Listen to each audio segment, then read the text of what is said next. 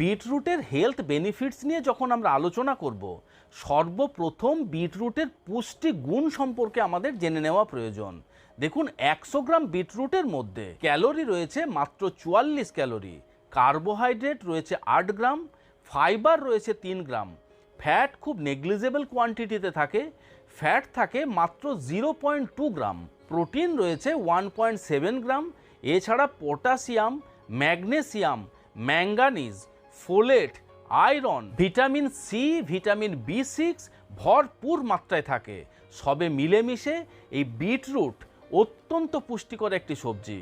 দেখুন, সর্বপ্রথম আপনাদের বলে দিই যে বিটরুটকে যদি আপনি হেলথ সাপ্লিমেন্ট হিসাবে ব্যবহার করতে চান বা আপনার শারীরিক সমস্যার সমাধানের জন্য যদি বিটরুটকে আপনি ব্যবহার করতে চান, তাহলে বিটরুট ব্যবহার করার সবথেকে সঠিক পদ্ধতি হলো বিটরুটের জুস করে খাওয়া।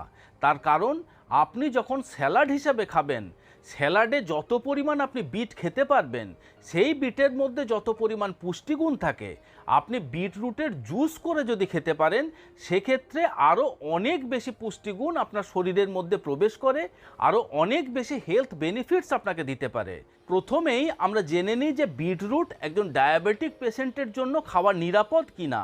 দেখুন, গ্লাইসেমিক